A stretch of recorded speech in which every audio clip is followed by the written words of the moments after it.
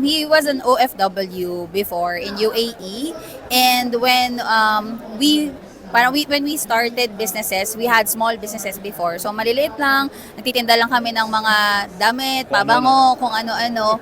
And then we met different business owners. And nakita namin doon sa mga business owners na yun na nahihirapan sila na i-manage yung business nila. And since he was a software engineer, for more than 22 years na siya. So, principal software engineer. And then ako naman, when I was an employee, I was doing process documents, process creation, process improvements. Yun yung business process improvement. That's what I did before. We saw na parang pwede pala kami makatulong. Kasi we felt na parang of course we are also trying to find our purpose. Ano ba talaga, 'di ba? When we started, mostly consultation, mga ganyan. And then meron ng mga nagpagawa ng digital system. We started with customized. We customized systems, and then yun, unti-unti nakapag-create kami ng SBC. So we combined both our skills, yung paggagawa ko ng processes in businesses and yung pagde-digitalize niya. We combined both our skills and we were able to create SBC Simplified Systems.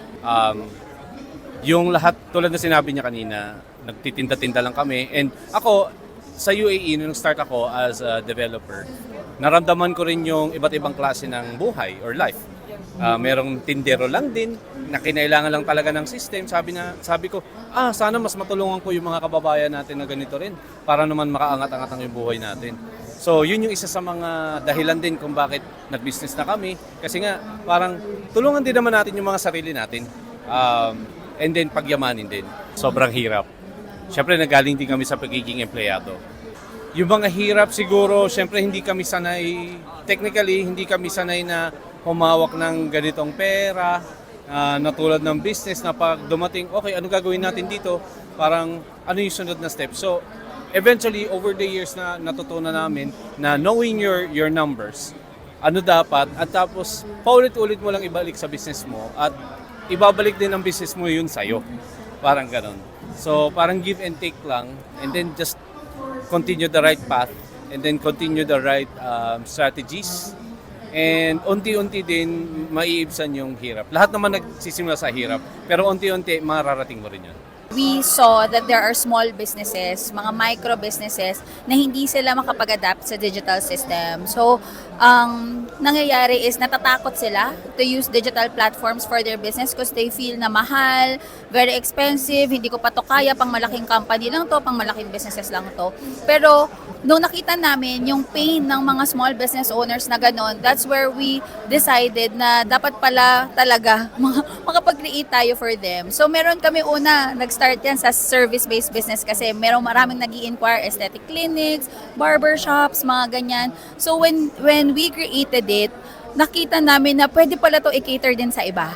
Pwede rin nila tong magamit na hindi lang sa isang business, pero mas makakatulong pa sa mas marami. Usually for small businesses, natatakot na kaagad sila because they feel na pang malaking business lang to or mahal. But what we did, we made it very affordable for small businesses na instead of using different tools na napakadami, babayad sila ng para sa POS, babayad sila ng CRM, payroll, and napakadaming spreadsheets. Instead of all of those, kinumbine na namin siya para mas mura. Plus, nasa isang tingin na lang sa phone nila, they can install it already because it's a web app. So, pwede na siya sa phone, sa laptop, sa tablet, sa anumang device, they can access it. So, anywhere they are, kahit umalis pa ng bansa si business owner, they can see what's happening in their business.